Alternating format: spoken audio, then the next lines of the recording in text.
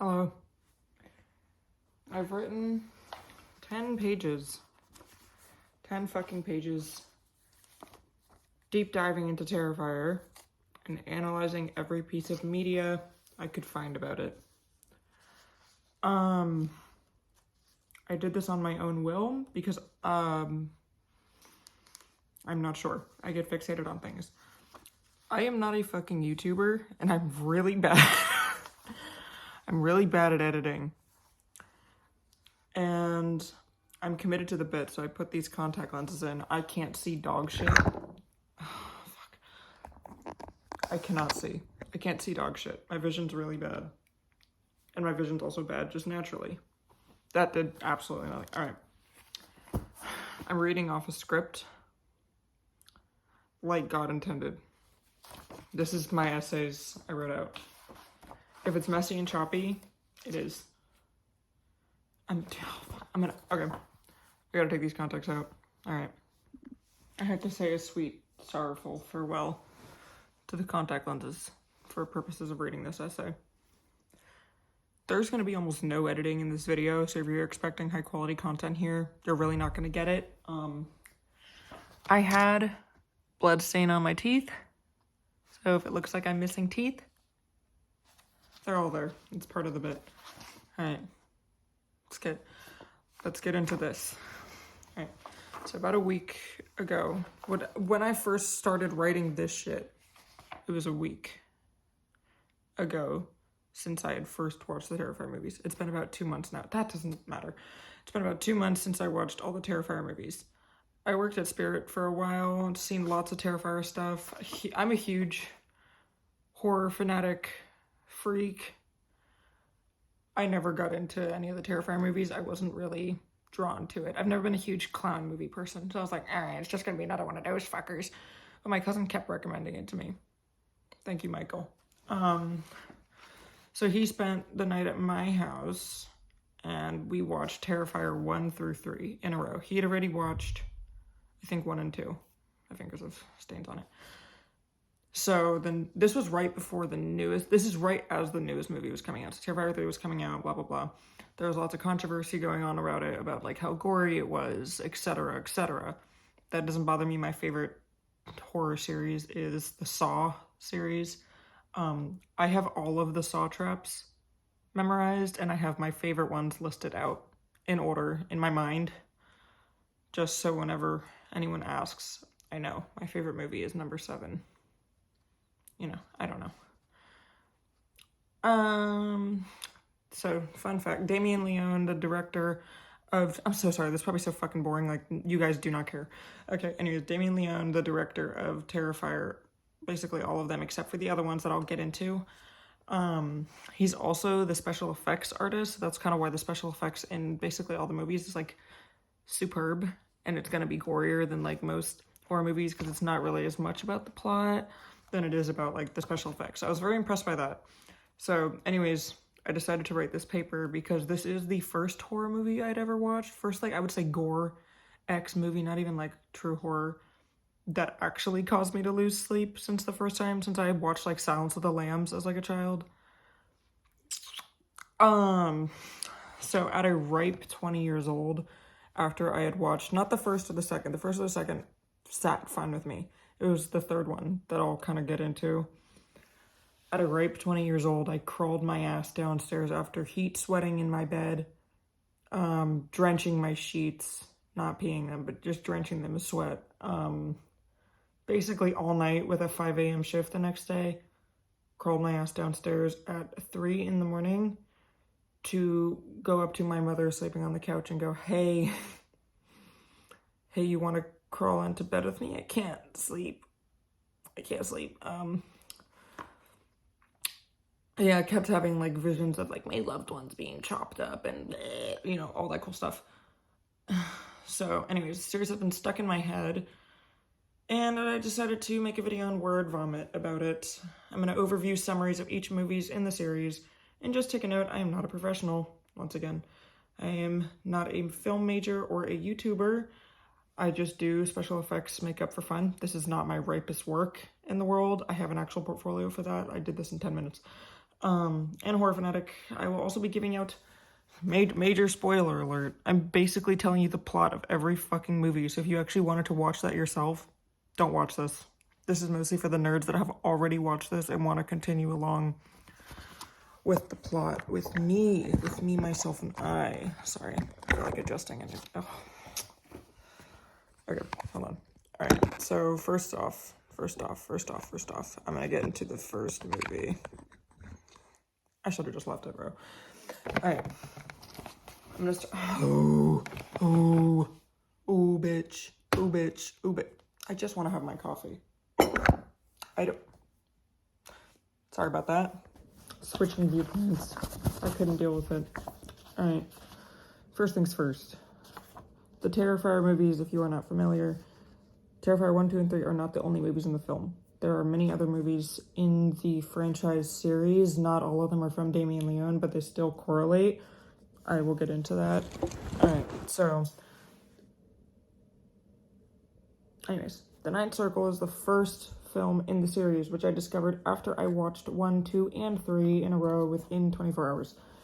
After getting home from Terrifier 3, my cousin and I researched the last scene in the movie, which showed a woman on a bus reading a book called The Ninth Circle. I'll go over this again in more depth in like one of the last paragraphs when I'm actually in Terrifier 3. We thought we were being super wise and assumed it would be tied to future films because there's rumored future films. But when we looked it up, we discovered it was actually the first in the series, and Terrifier 1 is the third movie in the series. Yeah, I know. The Ninth Circle is actually an 11-minute long short film from 2008. It's from a film festival. Art appears in a train station with a woman, Casey, where he uses his signature horn, his little honky horn,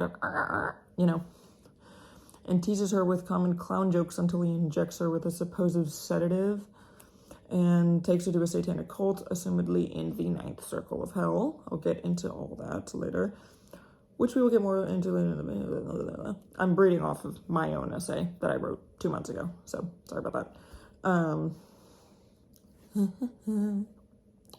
So she can be tortured and sacrificed to Satan. 2 other women are also down there with her, Kristen and Sarah. Sarah, you don't have to remember all these names. These names are not super important. Sarah disappears after being dragged off, and Kristen is quickly killed off, and Casey briefly escapes before being recaptured and raped. Raped by Satan. A pregnant woman also has an unborn fetus cut from her stomach while still awake. What's that one? So have you guys ever seen Blade Runner? Do you know what I'm talking about? That one scene where they got the lady? Yeah, that.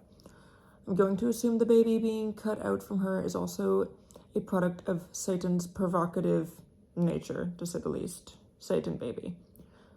So that is a theory of where Art came from, but Art already appeared. Like, that Art was the baby, but Art already appeared in this film, so we know that Art wasn't the baby, but it is a theory on how the other creatures were formed, such as Little Pale Girl in movie 2. She appears in Terrifier 2, so technically movie 4. I also want to briefly mention that there's a separate 2011 Terrifier short film which goes over that a girl witnessed a brutal death by Art and is now being hunted down by him. That's what I'm getting into. All Hallows Eve is the next section to this. So All Hallows Eve is the next movie in the series. This is a full movie, not a short film this time. All Hallows Eve is the only movie in the series. I haven't watched it in its entirety, but I will give my best summary through my knowledge. All Hallows Eve is a found footage film, kind of like Blair Witch Project. Main plot is that the tapes of Art the Clown, of like him being filmed doing super heinous shit, are placed into a child's bag of candy. And on Halloween, a babysitter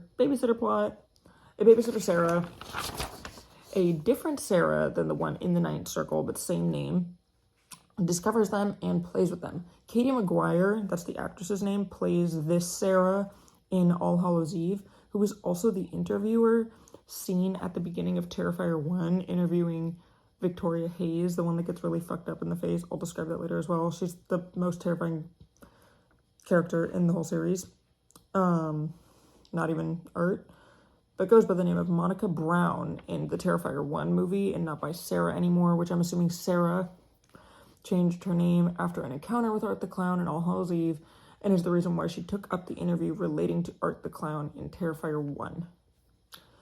Anyways, the tapes also show footage from the Ninth Circle film in the first clip. Clip 2, this is in the tapes, shows a woman in the countryside after an unfortunate series of events of a power outage and a car breakdown being stalked by something not very human. Wonder what that is. Calls her husband John for help, and of course, in classic horror movie style, her phone rings, and while she is hiding from this being, it finds her and drags her off. While she's being taken away, one of her husband's paintings shows a depiction of Art the Clown. It is also mentioned that John has no recollection of making the painting. Crazy. The style of clip 3 is pretty similar to future Terrifier movies. It shows Art the Clown getting kicked out of a gas station after pulling his classic move of explosively shitting all over a random establishment. He does this about 4 times in all of the series of just shitting all over the place. Art then mutilates the gas station clerk and costume designer who was watching this all secondhand, and then she drives away scared. She later sees Art on the side of the road with the same clown sign that was utilized on Tara Hayes' body in Terrifier 1. Next thing. At the end of Terrifier 1. So it's like basically this dead girl has the sign on it. I'll get into this more again. Sorry, this is so choppy. I wrote this very tired. She thinks at this point Art is either supernatural or a hallucination. Both technically true. And pulls over to catch a breath. Art tries to attack her and she drives off. She pulls over again to ask another driver for help just to find him mutilated. If I was dealing with something supernatural, I'm either shooting myself immediately or just driving off and never stopping. You know, I'm not stopping and being like, oh my goodness, he'll never find me here. But then again, we wouldn't have a plot. Oh, fuck, I lost my place. Okay, found my place. Okay. After she finds the other driver mutilated, Art the Clown magically appears up in the back seat of the car and tries to suffocate her with cellophane, which is a pretty common attack of his. He does this a few times. Not quite sure why, because cellophane is kind of the most useless fucking attack method ever. It's pretty weak. I think I could stab through it with my tongue, you know, like just... it's just like a sheet of cellophane. That shit rips just by breathing on it too hard. The costume designer, the main woman in this thing, the costume designer escapes and briefly hides in a shed until Art digs his way in. This is a different actress, by the way. This is no longer like Katie McGuire's character that was in tape 1. This is like Katie McGuire's the babysitter. These are the tapes she's watching. Anyways. So costume designer escapes and briefly hides in a shed until Art literally digs his way in through like the bottom area. She temporarily injures Art and a man takes her to the police station where on the way he is unfortunately killed. And the designer loses consciousness. To her detriment, she wakes up and finds she is a literal sack of potatoes.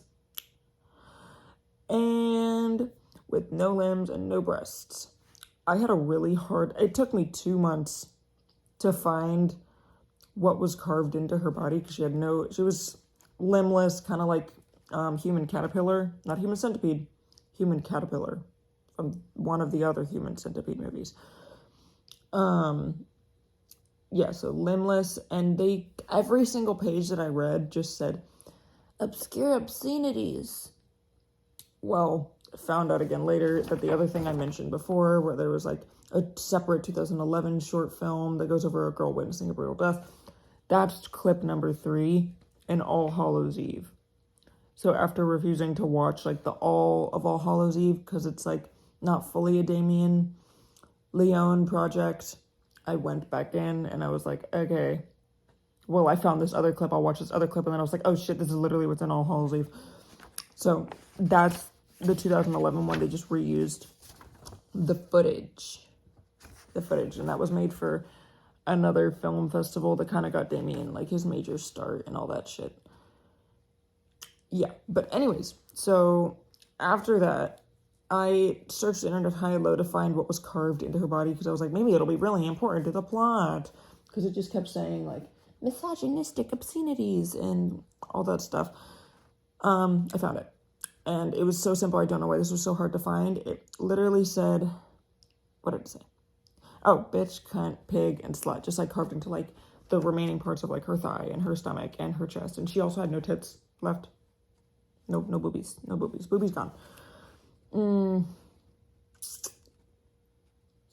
Anyways, there's also a really cool version of this 2011 one with the clip. And it's a director's commentary version. It's available on Tubi TV. If you want to watch that, it kind of goes over like Damien Leone's part and all that stuff and all the really cool stuff. The SFX in this one were kind of bad because it's from 2011, so he hadn't honed in his skills yet, in my opinion. But still a cool watch. Okay, Sarah, back to plot. Sarah, the babysitter, then finally turns off the tapes. The phone rings and the voice of the costume designer is on the other line. So the girl from the tapes is now calling Sarah, as if that's possible. The Nebby girl, handicapped girl. The TV turns back on and Art the Clown is on the TV staring at Sarah, and Sarah panics and destroys the tapes. She then goes to check on the children to find a mutilated Timmy and Tia, the kid she was babysitting, and a very bloody Art the Clown. Cool. Page 1, front and back, is officially done. There is an All Hallows Eve 2, which is technically the sequel to this.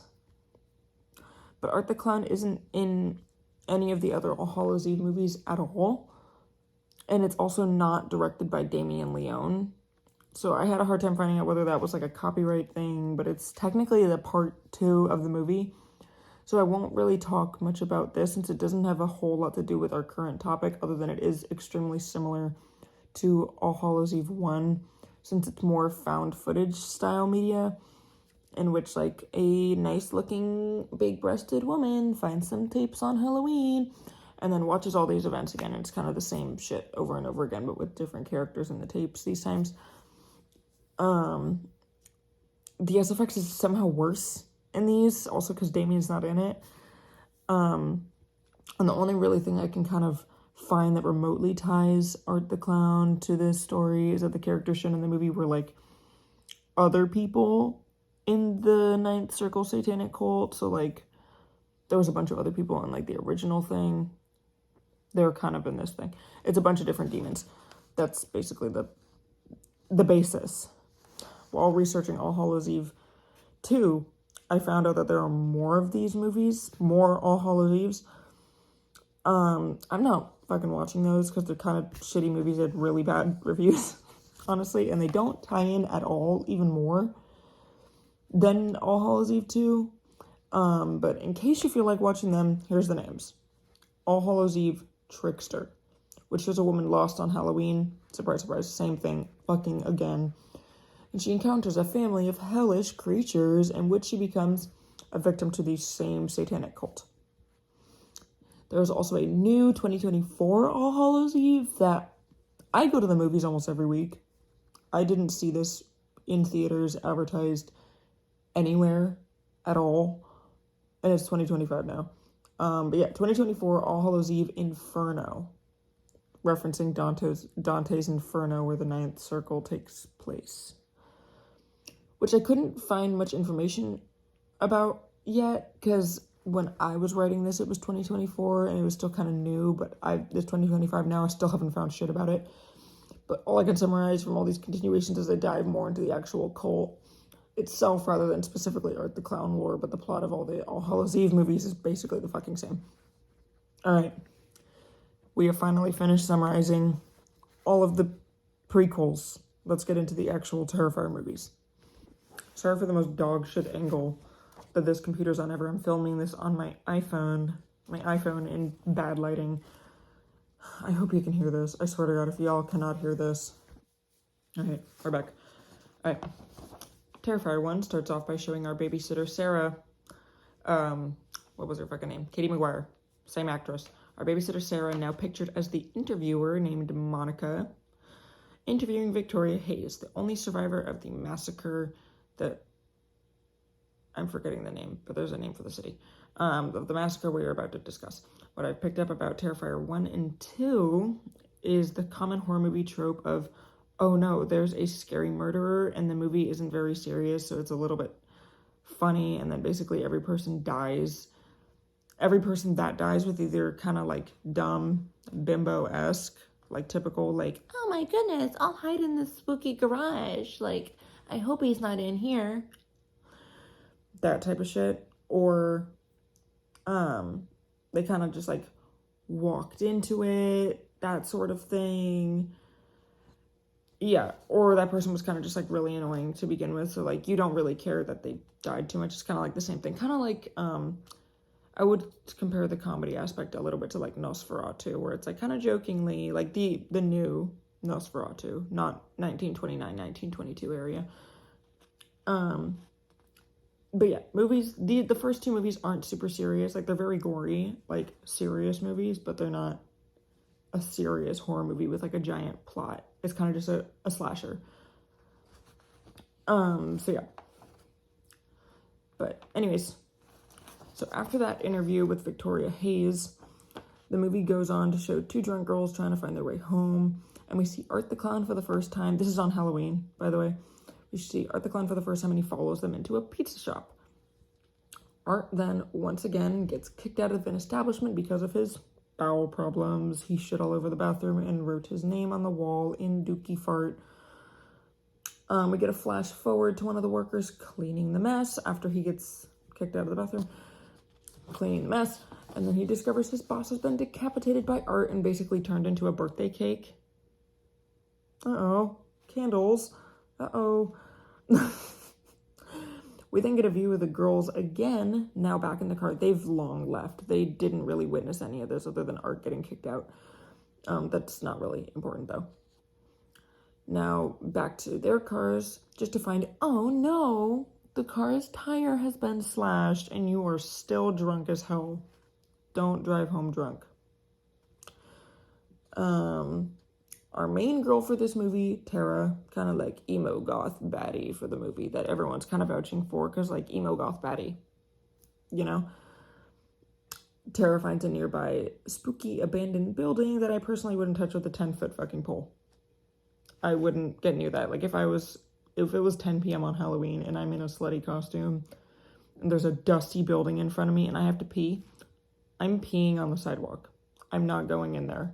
I don't care that much. I'd rather get a public service announcement done for me than walk into that building.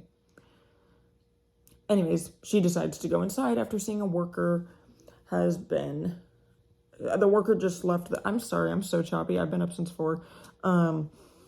A worker has just left the building and she's like, oh my goodness, this is so convenient. I have to go tinkle anyways. So she goes inside to go use the bathroom and she is trapped inside. And she is desperately looking for a way out when she finds a crazed, homeless mother who is caring for her porcelain doll of a child. Yeah, she kind of lives in this house. She looks up, there was a girl whose mom was on TikTok and she was kind of crazy. This is not going to make sense to anyone, but she was like, this woman was kind of crazy and she'd do all these TikToks and she had like this really straight, brittle black hair, but like kind of a thin face. I can't think of her name. I really don't care. She looked like her in my head. She then this crazed homeless woman then starts getting chased by Art the Clown. Rewind. Tara is getting then chased by Art the Clown still as she's trying to find her way out. And she eventually discovers her blonde bimbo-y friend. Massive tits. Another common theme in this movie is all of the girls have great tits. Beautiful rack. Anyways. Who is supposed to be in the car still. Oh no. Art had drugged Bimbo friend and abducted her inside while Tara was going pee-pees. Tara was going potty. She is hung in starfish position upside down, kind of like medieval torture-esque, and then is stripped bare booty naked, giving us a full angle of all of it. All of it. All of the upcoming scenes, by no humorous matters, her bare boobs are just like rattling, like shaking, vibrating back and forth while she gets literally sawed from gooch to head. It's a little funny. It's a little funny. And they knew exactly where their audience was of like, holy crap, great rack. Sucks for her though. That's like funny in like a fart joke way, funny, not funny in like an actual. Okay, anyways, I have to assume the main appeal for this movie is that two societally sexy girls running around. And Damien did a fantastic job of selecting a 20-year-old chick with great tits. Anyways, no more boob talk. I'm sorry. It's immature of me. Back to the subject. Our blonde friend is now sliced in half, staying alive for way too long. So this is kind of where you get like hints that Art is possibly a little bit supernatural. But we do see him getting dressed into his costume in the first scene of Terrifier 1, and then kicking the TV while he watches an interview on Victoria Hayes. But that's technically a flashback because the Victoria stuff happens afterwards. So this is like a flash. Thought I heard something. Sorry about that. But yeah. So that was either like dramatic effect, poor Hollywood, or like a flash forward to other things, which he does do later in the series. I forgot to mention, though, that before Tara enters the building, she calls her sister, Victoria Hayes, who is on her way to pick up the drunk girls because the tire is slashed and no one can, like, fix the car because it's a holiday, stuff like that. Tara is now still running around frantically and is now traumatized, and Victoria is approaching the building. Our homeless girl makes a reappearance after she discovers her porcelain baby is gone. I wonder who took the porcelain baby. And goes to search for Art, and she finds him and tries to convince him to not kill her baby. Art is like sitting on the floor with the baby like, ooh, the baby. And she takes on an unnerving, like, motherly tone that's kind of like this homeless woman's like, that's kind of like her whole thing is like, a mother's love, this is my baby, which is so sad because she probably had like, I didn't do a lot of research on her background story, but she probably had a really, like, traumatic miscarriage, or, like, her child got abducted, or was, like, an effective Art the Clown, something like that. But that's her whole thing, for context. And she takes on an unnerving motherly tone with him, Art, and Art kind of cuddles up and sucks his thumb. Weird. Don't know what all that's about.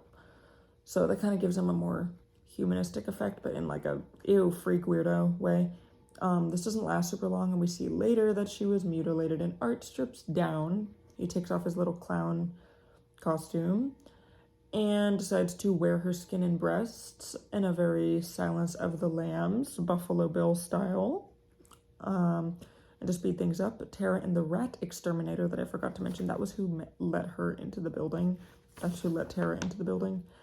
This fucker has headphones on the entire time, so he can't hear any of this, and that's just really infuriating because she's like, help me, like right in front of him, and he's just like, doing my job. What's that? Someone say something? Uh-oh. Guess I'll go back to getting 12 an hour. Okay, so he let Tara into the building, blah, blah, blah. And he tried to help with some escapes of Tara. Eventually he finally sees her and he's like, oh, got it, someone's being harmed, and he tries to help her, and then in the building they both get murdered, and then Tara is then seen with like the clown sign, circus sign that was I talked about in the other movie around her neck, and Victoria's now finally in the building. Vicky discovers Tara with this sign around her neck. That's kind of how she gets the whole jizz of the thing. And now it's her turn to escape Art. Victoria finds a way outside of the building.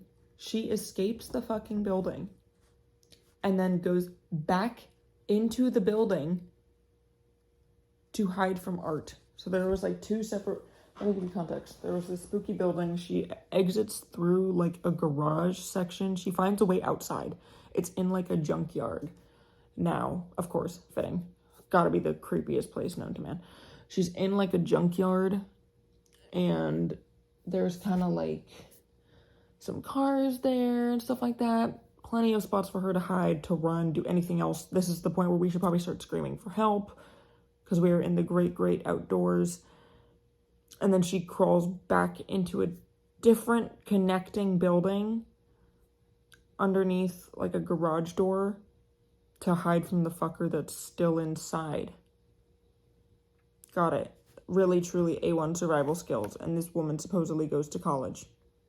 I don't believe you. Sorry, that really pissed me off.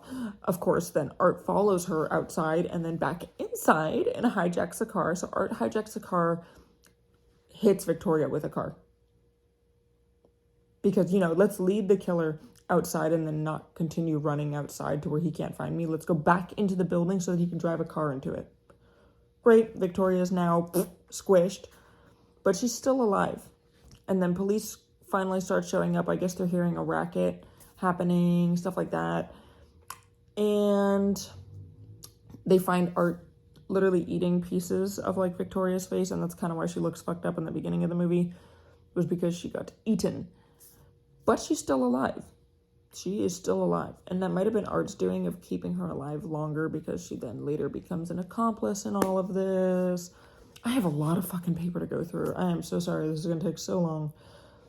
But yeah, the police discover her to still be alive, and Art's kind of like on the floor-ish area. Police have guns pointed at him, and then Art then finds a gun and shoots himself through the mouth, through the back of the head. So he's presumed dead. But that's kind of how we loop back to our interview at the beginning. Victoria's now a survivor. Hold up. Excuse me. Now a survivor getting interviewed. And I don't really remember whether it was the beginning of the second Terrifier movie or the end of the first Terrifier movie, but Art gets brought to like an autopsy lab, and we discover that he can come back to life, and he kills the autopsy guy working on him, which once again was a really annoying fucker. And he steals a bunch of medical supplies that of course he uses as weapons in the next movie. So this is kind of where he transitions to like his supernatural state. Yeah. Alright, so Terrifier 2 gets more into the actual lore introduction of how Art the Clown supernatural nature came to be. A new creature, we're gonna call her, is introduced, because she's like a hallucination in half of this, which at first I thought was either like an Art impersonator, an Art groupie, you could say, because she's got the same basic like face paint that I have on like now. Or Art's child is what I also thought. Like kind of like Spawn of Satan, how like what I was telling you before of like the pregnancy and like baby of assault sort of thing. Anyways, but it's actually just a demon sort of creature, and she's also from like the Ninth Circle. I'll explain more why she exists in a minute. She's getting referred to as Little Pale Girl. She's got bright blue eyes, but this same thing and like some crazy nasty hair. But she's very small. She looks like about 8 years old. Once again, it shows Art and now Little Pale Girl in a public area, starting off the movie strong, taking a shit in a public place. Let's go. This is in a laundromat, by the way. Art is washing his clothes. He's doing laundry. Not everyone can see Little Pale Girl, though. So the theory is that she is either, this is like the theory at the time, she's either a schizophrenic delusion of Art, and that's part of like his mental problems, or that only people connected to Art and like his crimes can see her. This movie starts off with our new character, Sienna Shaw. This is kind of like our final girl. Keep her name in mind. She's very important in all of this video. Same with Victoria Hayes and all that cool stuff. Her younger brother, Jonathan Shaw, has a major fascination with horror and specifically Art the Clown.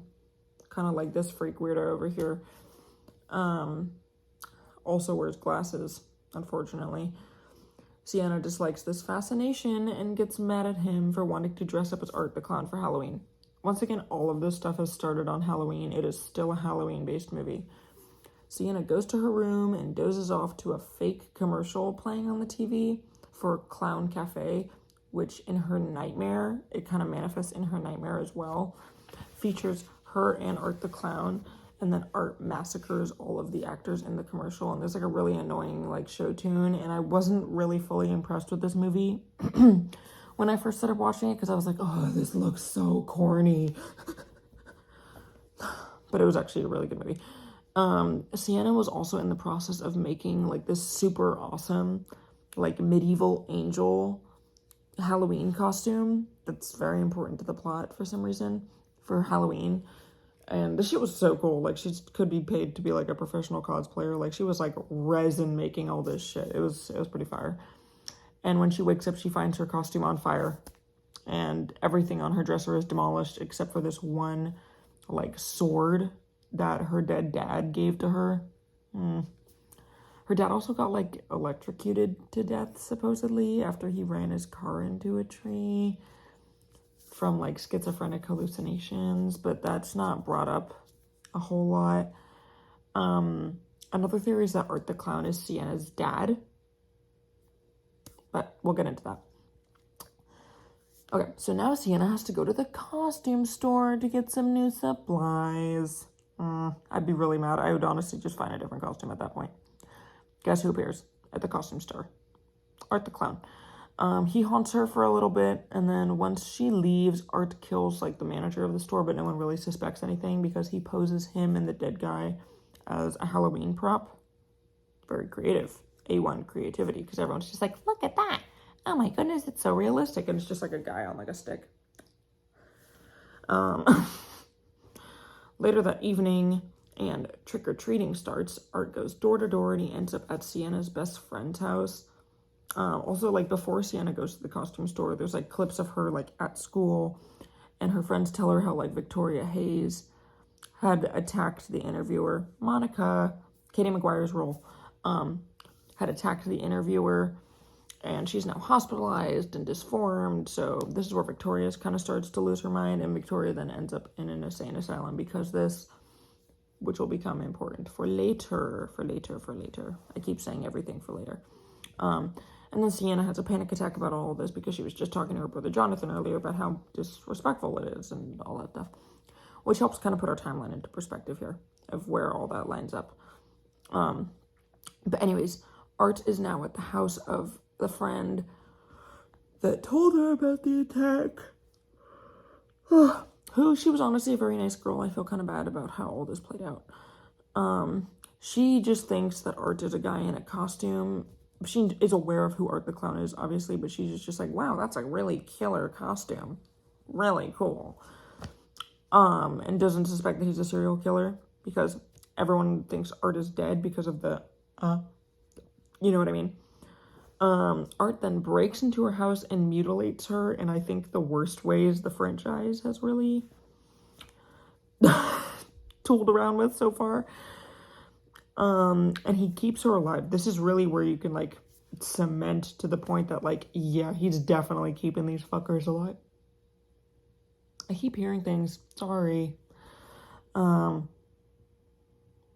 this is kind of where it's like cemented to the point that like he's definitely keeping things alive longer than they should be naturally. Oh, I'm like hunched over, sorry.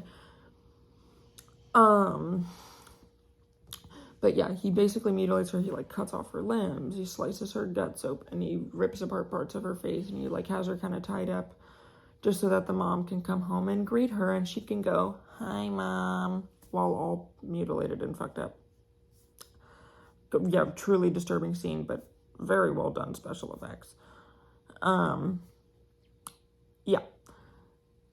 So I have never felt worse for a pair of characters in a movie series ever, honestly, because the friend really wasn't annoying or stupid or like bimbo-y. She was just kind of slightly dumb because when Art broke into her house through like the kitchen window, he was kind of just like playing around at the sink, and she just kind of stood there for a minute like, instead of being like, oh shit, he's in my fucking house, maybe I should leave. She's just like, until he turns around and he's like, oh, how convenient. So that's really it. But like the mom was also really nice, and like that's so traumatizing and all that stuff. But the mom gets killed too. So, you know, at least she doesn't have to live with that for too long. Art then pulls a really funny move, honestly, after murdering the mom, like I just said. Excuse me. She uses her head as a candy basket. So, decapitated mama head, slice the head off, scalp that hoe. rip brain out, candy inside of it. Very creative. He then like offers candy for trick-or-treating to the trick-or-treaters, and they go ding dong trick-or-treat, and then he brings out the head and he's like, yeah, you get the gist. He doesn't talk. To then switch the scenes up and give a little bit more background information, Sienna's brother Jonathan got into trouble at school because of the little pale girl bringing a rotted possum into the school, and Jonathan got framed for it. And Jonathan really can't catch a break throughout this entire movie, unfortunately. He has a lot of problems at home too, so now he's got school problems and home problems, and has picked up his deceased father's hobby of artwork and shows Sienna and his mom the father's drawings and all that stuff. One of which shows Sienna like with the sword that didn't burn up in the costume that she was making, and she was holding the head of Satan in her hands, the same Satan that was in the earlier movie that assaulted a woman. Yeah, so that's kind of where the plot is starting to build. The mom doesn't like the stuff Jonathan says and hits him. Really A1 parenting shown here. Jonathan then leaves the house angry. I don't really blame him. And finds a van parked like outside on the street with the little pale girl inside. And she's fucking terrifying looking. And he gets frightened and starts to go back home. And then let's jump back into the Shaw house again, where Mama still is before Jonathan like fully returns back home. She discovers her car. This is like in the in-between point of like Jonathan leaves right after the mom hits him and like they're angry at each other and stuff like that. She discovers her car covered in lots of different substances that aren't really like super clear on what they are. Like some of them look like food, some of them look like feces or like paper objects, stuff like that. And the mom thinks like Jonathan did it out of rage, but when she starts cleaning the car, like she wipes a window, and of course he's inside like Art's inside the car. And of course yeah, Mama gets shot a very quick death, just like in the window. Oh well. And then he is mutilated, and Mama is placed like comedically at like the end of the family dinner table with like her all like screwed up with a little apron on and like all that cute stuff. Jonathan then returns home and discovers all of this fun stuff and like Mama mutilated at the table, and steals Sienna's sword to kind of fend him off before he even knew it was like really like that magical and stuff like that, and is chased and eventually abducted by Art and the pale girl.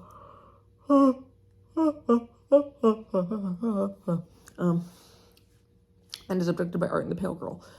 Pale girl can also do voice imitations. Art does not talk the whole movie, by the way, just in case you're going into this with no context and just kind of reading this or watching this for the plot.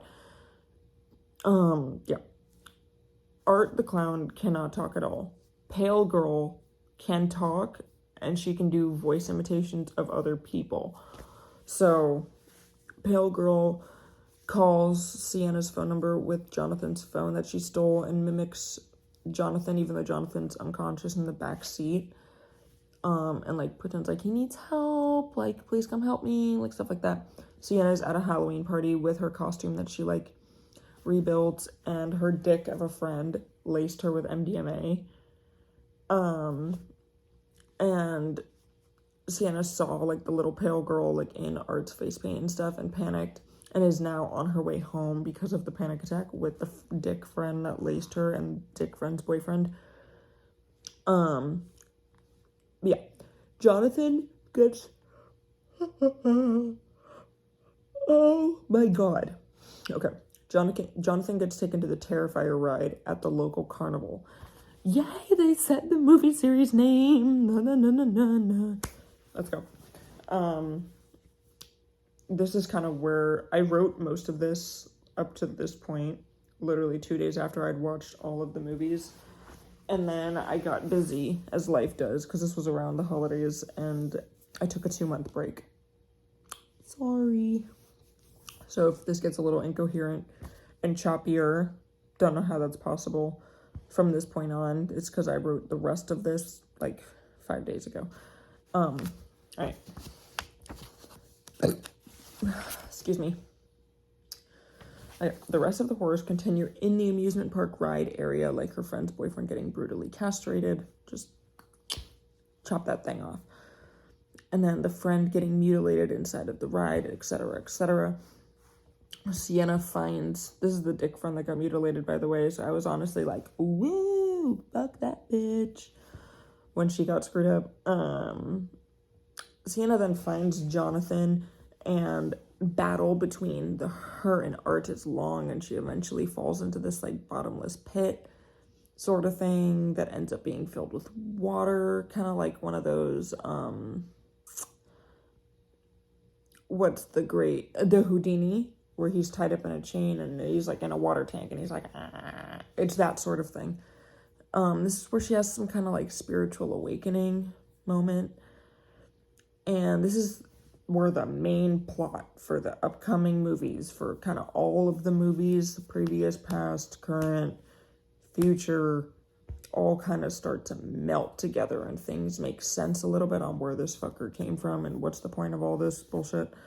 And that it's kind of more than just like silly, goofy gore. Great special effects though. And Sienna discovers that she is the chosen one during her like spiritual awakening.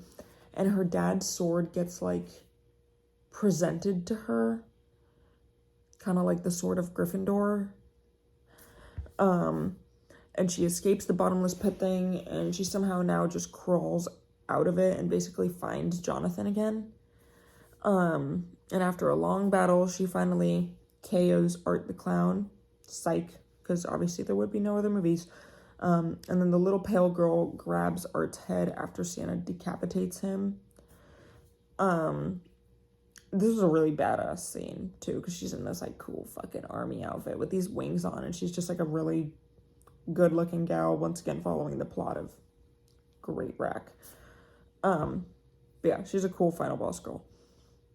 But yeah, this is where the part of Art's supernatural powers kind of are confirmed, because once little pale girl grabs his head, one of the following scenes, after all of like the yay, we killed him, it's over, he comes back to life, of course, for the third movie that's upcoming, where his head is basically birthed out of our favorite gal from movie number 1, Victoria Hayes. He gets his head only basically grows a sort of like umbilical cord situation, and he's somehow implanted into Victoria's body, and Victoria basically births out only Art's head, and that's kind of how he gets his life again. And Victoria sort of gets possessed after this point. She cannot catch a break. This poor girl really cannot catch a break. She gets her sister killed in front of her face eaten, sent to an insane asylum, possessed, birthing a head, which is a big head, like that's a lot to push out. So now comes Terrifier 3. This is the newest of the movies that is out right now. This is the last actual plot that we'll be talking about. It's all been basically summaries so far, like a little bit of theories. All right. Main background of this movie now is that Sienna is now out of the mental ward rehab. Sienna also went to the mental ward because who wouldn't after all that? And returns home to her extended family because obviously mom and dad are dead. And Jonathan is away in college and he's the younger brother. So it's kind of like her thing to take care of him and not the other way around. Sienna is now being tormented by visions of people that died, and she's with her aunt and like married an uncle, by the way, and like little cousin. And all these people come into play, but the little cousin is especially important. Especially. All right. Sienna is still being tormented by visions of people that died, and she thinks hallucinating Art the Clown. She thinks she is hallucinating Art the Clown. But plot twist, he's actually real and alive again. And she's not hallucinating. So now we can go back to the sequence of events of how, if you watch the movie, that would actually play out. All right. Movie starts off on Christmas now. The movie is now a Christmas-themed movie.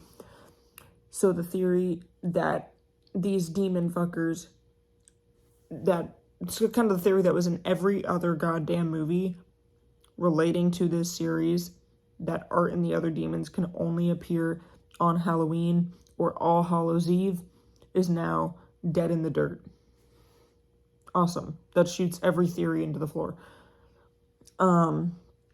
So Art is basically dressed as Mr. Saint Nick himself, Santa Claus, and delivers his present of a brutal murder to a loving family in the first scene of the movie. Sort of loving. The husband kind of sucks a little bit. It starts off by quartering a child. This is kind of where this movie kind of kept me up, because, like, most of the victims in this movie did nothing wrong or weren't annoying at all, and it just started off with just brutal child murder. Murder. Yeah, so that's kind of why that kept me up, but it was also Victoria. Victoria is scary as fuck in this movie. I don't know how to edit photos into a YouTube video, so you're gonna have to do some extra research on your own. Sorry about that. But just know she keeps me up at night. Anyways. The mom then discovers Art after her husband is also quartered. He low-key sucked though, so like womp womp. That's okay. She then discovered her murdered son. That's the first kid that got quartered. And then of course she gets murdered, and her other child, the younger daughter that was just creeping downstairs to find Santa Claus, had to witness all this shit. Cleverly hides in a kitchen cabinet, and of course gets discovered by Art, even though she really didn't even make any noise, so kind of unfair to her, because she was like 4, so she was pretty creative for that. But we never actually see her die, so I'm hoping there's a plot twist with her and maybe a future movie, because she was a really cute little kid. But then we see all the stuff, all the Sienna stuff I just described,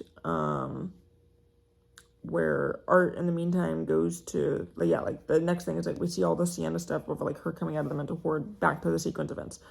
Anyways, Art in the meantime goes to a bar with a new weapon. Props to Art and his new accomplice, Victoria Hayes, who is significantly scarier than Art. I've been over this multiple times, but Victoria is now also a supernatural being. Because she got like possessed by the people from the Ninth Circle and all that stuff. But anyways, he goes to a bar dressed as Santa Claus. He's still in the Santa suit, and he jokes around a bit. There's another Santa in the bar that had just gotten off like his like mall Santa shift, and he's just trying to get a drink with his buddies. And Art was actually friendly in this scene with everyone for quite a while, friendly as you can be, like kind of without talking. So he's kind of just like, alright, we're back again. So anyways, Art was actually decently friendly with all these people, and they start joking around, and then the guy was like, okay, come sit on Santa's lap, because Art's kind of like fangirling over the other Santa Claus. Art pisses on the other Santa. He literally takes a little pee-pee on his leg, and the guy gets really mad, as you would when a grown adult pees on your leg.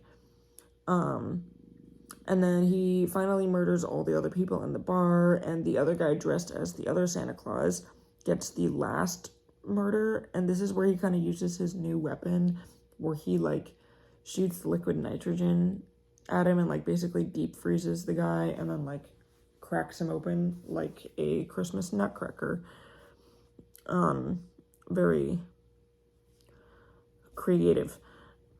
Good for me to mention that Art creates this new weapon in another abandoned house, and before he makes the weapon, him and Vicky basically rot in this house and collect dust for years. This is one of the creepiest scenes in the whole movie for Vicky. And basically they get reawakened when these two demolition guys find them and accidentally reawaken them, and the guys get scalped. And the most disturbing scene in the movie is while Art is like scalping one of these guys, Victoria finds like a piece of broken glass and starts like herself with it, like while watching him. She has like a weird like homoerotic thing for Art, even though she birthed him technically. Don't know what all that's about. Worried about Damien Leone's mental health after that bit, but you know. Yeah. So anyways, I'll be back to this in a second. All right, back again. Lights are brighter. Living and loving. All right, I don't remember where we were. All right, different paper. My bad. Okay. Anyways, so in the house where these people got mutilated and got their freak on, Vicky basically enters their slumber.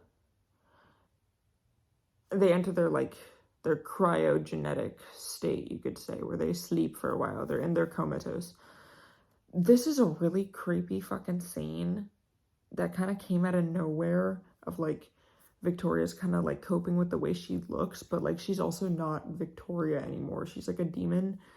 And Victoria's in the bathroom of this abandoned house looking at herself and enters like a deeper psychosis in what she's already in, and looks in the mirror and screams, pretty girl, like a fucking parrot, and some other name that I couldn't fully comprehend, but I didn't feel like rewatching the scene, to be honest. But the name wasn't Vicky, which might point to whoever is the spirit possessing Victoria, but I'll get more into that again later.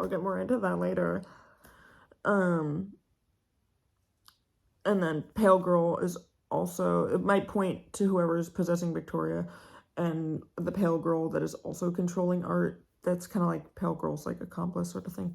After breaking the mirror, Victoria breaks the mirror. She like hits her head against it.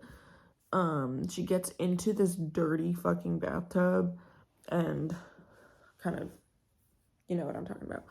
She slices her thing all up and basically kills herself again-ish.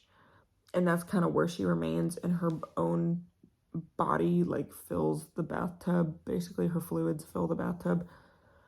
And she kind of remains there until she is discovered by one of the demo guys, and she kind of wakes up like really creepy scene because her face is all fucked up. I wish I could add a photo, but I don't have that skill set in my body.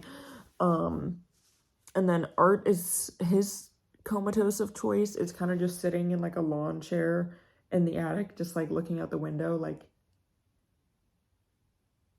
for all eternity, and like he literally grows like cobwebs. And then once again, demo guy discovers him, and they're like, that's so creepy, is it real?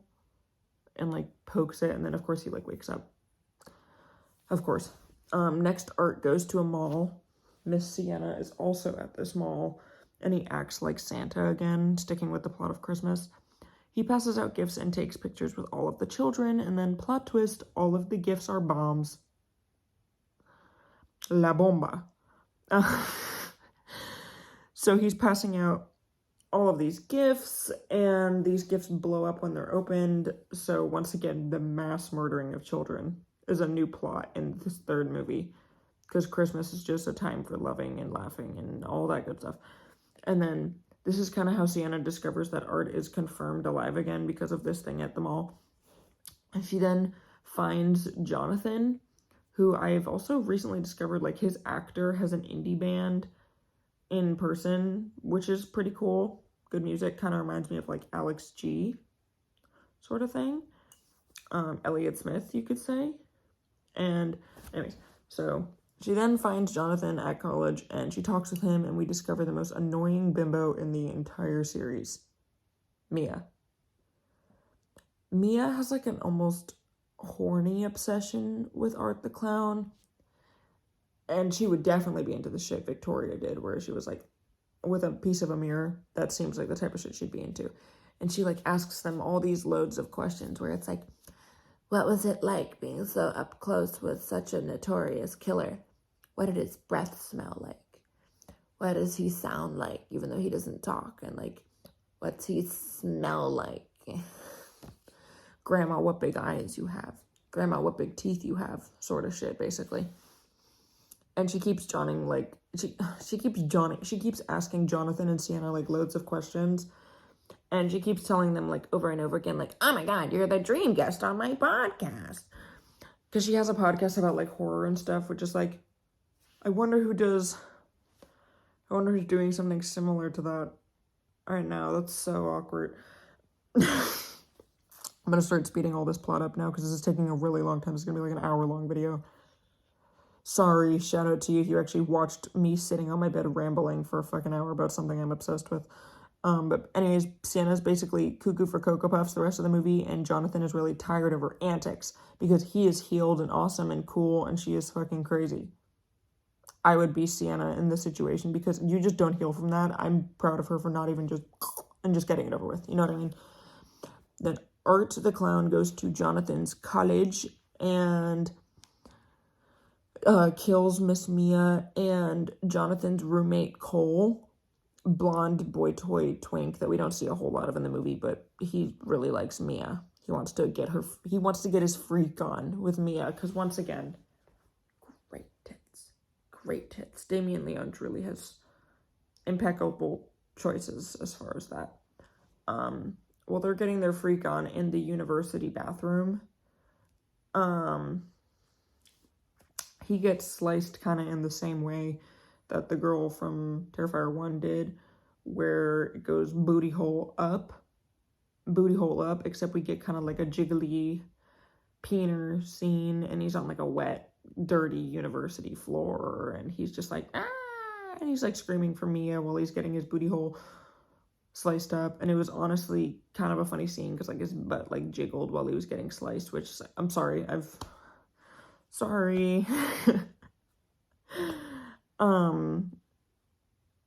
But yeah, the whole scene was kind of satisfying because Mia also got killed, and it was kind of like validating to see like all the shit where she was like, what does he smell like?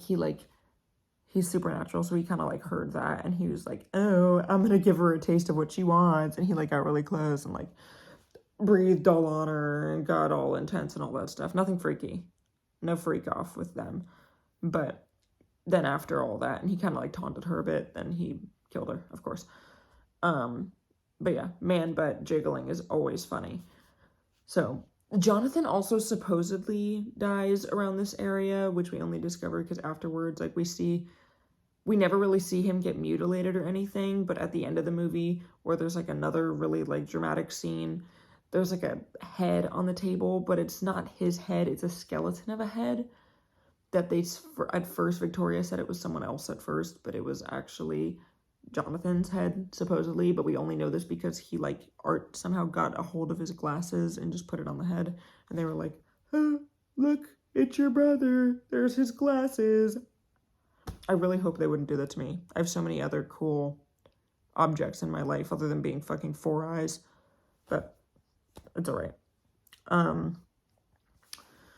So, Sienna has also discovered that, of course, Art is a demon, officially, at this point, because, like, you know, he's come back to life, like, 3 times. And you must kill the host to fully kill him. Victoria is the host in this instance. Little Pale Girl was the host before, so I'm gonna get into that. So Sienna goes back to the Terrifier ride and digs up the old magical sword from her dead dad that she, for some fucking reason, just left there.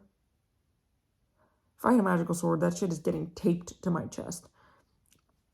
Anyways, so Art and Victoria go to Sienna's house and capture everyone in the house and torture the aunt, like, really bad, and, like, the uncle's already, like, tied up and, like, decorated with Christmas lights on the wall, but, like, his guts are all ripped out and blah, all that.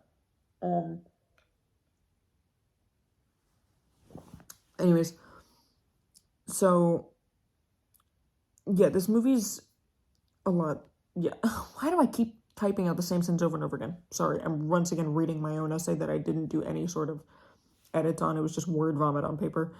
But anyway, so the aunt gets tortured really bad. So to put a visual in your mind, if you haven't seen the movie, it's like Sienna now gets tied up to the chair, the little cousin Gabby is tied to the chair, the uncle's dead on the wall, and the aunt is also tied to a chair, and it's Art the Clown and Victoria in the room with like all the Christmas lights, but it's spooky.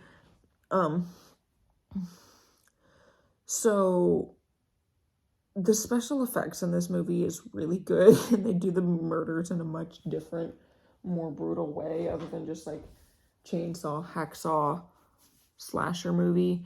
Because the aunt gets a plastic PVC pipe hammered into her throat, so like he like breaks her jaw open and hammers it into her throat, and then they put a rat down the tube so that it basically eats his way out of her. Very like medieval rat in a hot cage on top of a person's stomach, medieval torture sort of vibe, except it's a tube going down the throat and then they slit the throat so that the rat then emerges again. You know what I'm getting. Hope you know what I'm referencing. It's another medieval torture thing. Yeah, so the little cousin Gabby, who's nosy as hell the whole movie, she's also kind of an annoying character, but like she's a little girl, so like you can't be too upset at her. She likes to like unwrap presents and go through Sienna's diary, and like Sienna had to have a whole talk with her about like Art the Clown is evil because like Gabby decided to read like her whole diary and stuff like that without asking Sienna. And she also like unwrapped like the Christmas gifts for her and like discovered that Sienna had kind of like wrapped the sword back up into a Christmas present so that no one could really find it, sort of thing. So then that's like the one good thing that kind of came into play here, was that like Gabby knew which present the thing was, and they did like a whole taunting scene of like, you should open a Christmas present before you die. There's so many nice presents that mommy gave you. So Gabby decides to pick out the one with the sword to give to Sienna. Got it. And she gets her hands on the sword again, even though her fingers have been like brutalized. So she's basically unwrapping this present with like completely bent back, like mutilated fingers because they keep hitting her with a hammer while she's doing this. I would have just killed myself at this point. This is really all too much work. Like I have no family left. Everyone's dead. But yeah, Sienna finally gets her hands on the sword and it magically heals up all of her wounds from being tortured. Yay! She kills Victoria. Thank God. That girl was miserable for like way too long. Finally putting Victoria out of her misery. Sienna kills Victoria with magical sword and like this like green like fog thing emits out of her, and hell is coming to earth when that happens. Yeah, we didn't see Victoria happy once the entire fucking franchise. But anyways, now that the host is dead, it's time to finish off Art. Well, things gonna get tricky here. Very frustrating. I wanted to bang my head against a wall in a movie theater because this is one of those like horror movie scenes where you're like, come on, dude. Come on. Don't be stupid. Okay. Things get tricky in the middle of this because some goddamn gate to hell after Victoria opens up. The same hellhole as the ninth circle, likely, opens up into the middle of the living room floor. And Gabby falls into this fucking hole.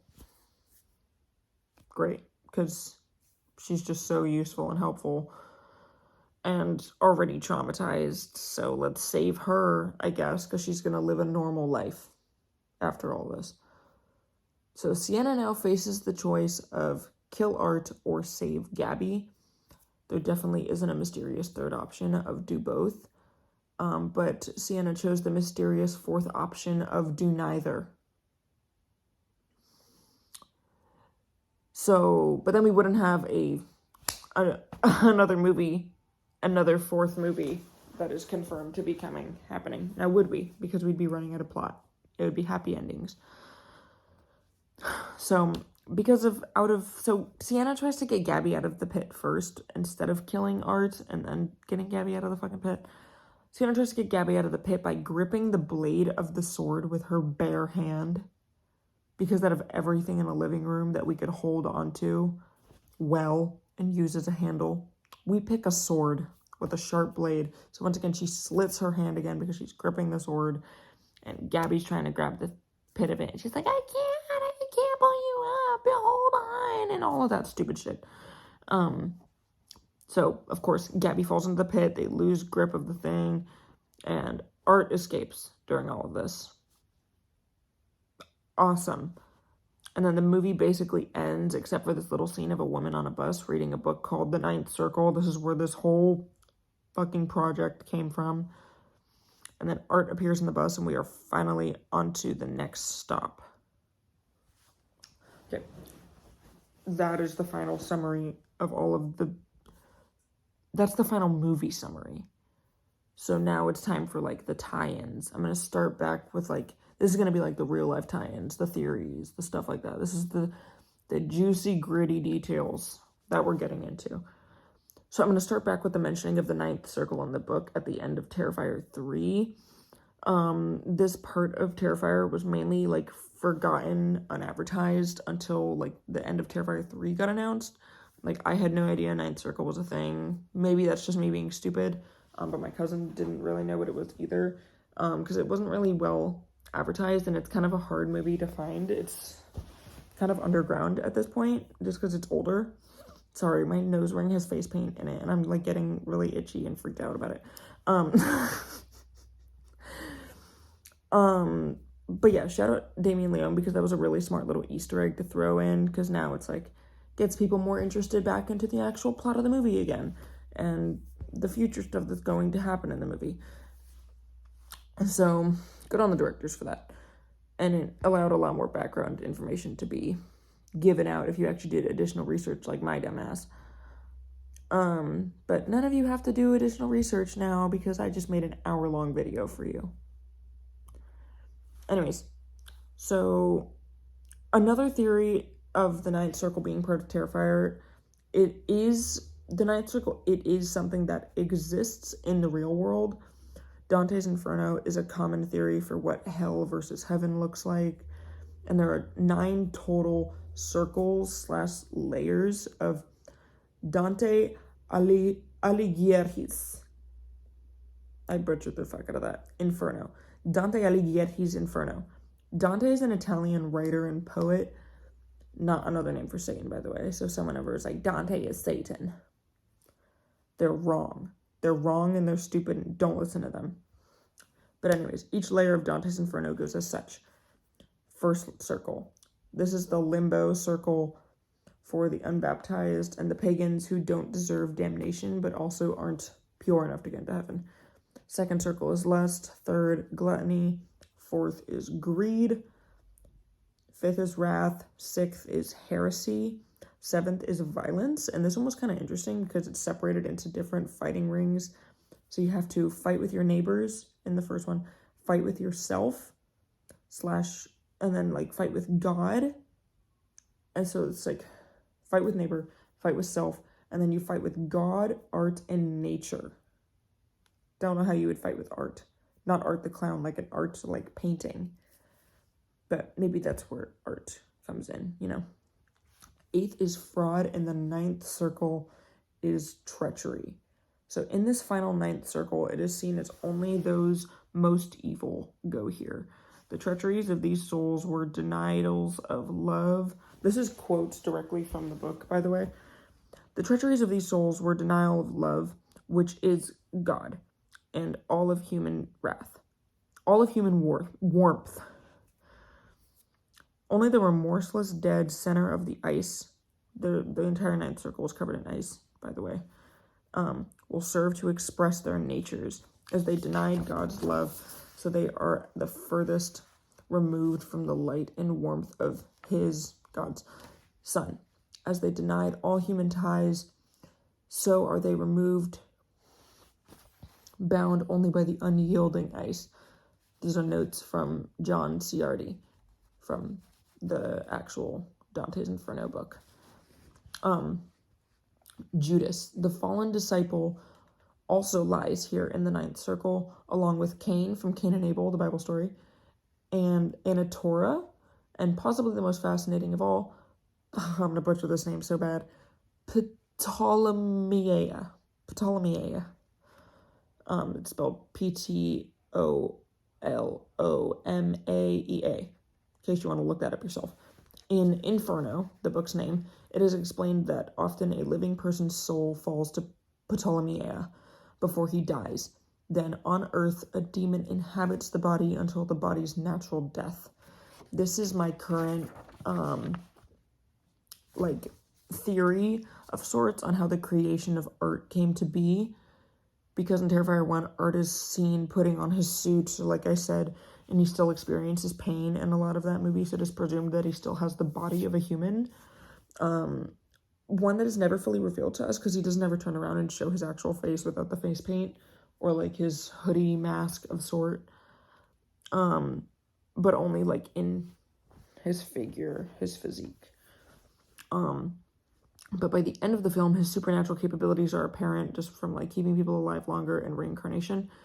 And then at the end of Terrifier 2, the little pale girl appears, and we must assume that she's the embodiment of the spirit that is keeping Art alive, allowed to be resurrecting, kind of like how they said the body must have a host from Ptolemy. Yeah. All right, I'm back again. Okay. Little Pale Girl then comes back embodied as Vicky, another human turned demon. Little Pale Girl is invisible for the most part, as sort of like a hallucination. Most people can't see her, other than the Shaw family, as we know, can see her, who is part of the prophecy, basically. Sienna, pardon me, had to yawn. Sienna, our final girl, who's also depicted as an angel in Terrifier 2 and 3, in the costume, like she wears basically like this metallic thing with like the wings and stuff like that, and in the artwork, she's depicted as an angel, and she wears a thorn of crowns in Terrifier 3. Similar to the real Saint Catherine of Siena. That's a real life saint that wore a thorn of crowns. So I'm kind of thinking there's a very biblical aspect to all of this, as they kept tying that in towards especially the third movie. So she could be given the imagery of a saint versus satanic. Sleepy. As a saint versus satanic in this aspect, which would make a bit of sense given the imagery of a saint, which would make a bit of sense considering that All Hallows Eve is the night before All Saints Day, which is then followed by All Souls Day. Not even movie basis, it's just like historical events before it turned into Halloween. It was All Hallows Eve. These are all of these days are technically part of a celebration to honor departed saints and martyrs, kind of like Dia de los Muertos.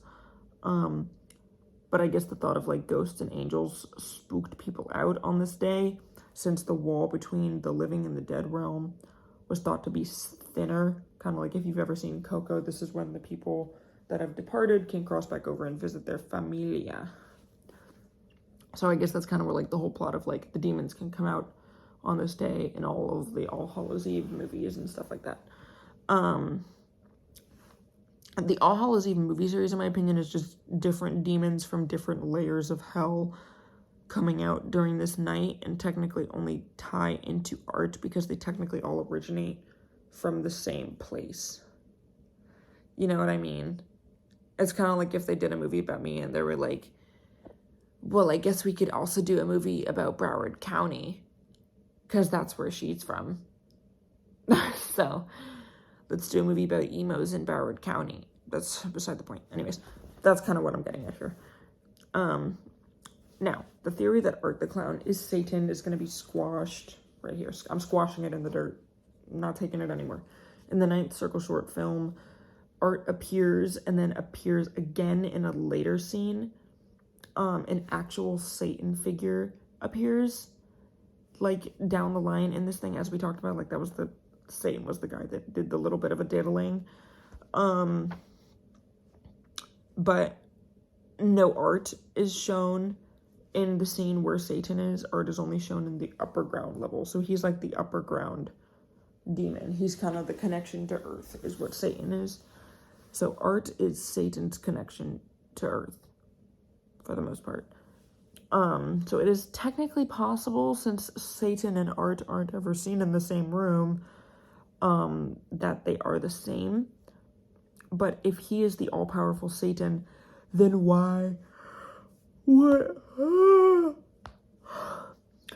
why would he need a host like Vicky or Little Pale Girl? Basically, I'm thinking of Art and the other demons in the Ninth Circle as the different Horcruxes were to Voldemort. You need to understand Harry Potter lore to understand this. So how the Horcruxes were to Voldemort, where Voldemort's the all-powerful, Satan is the all-powerful, but without the Horcruxes, he cannot stay alive. So if one Horcrux gets killed, then Satan gets weaker. So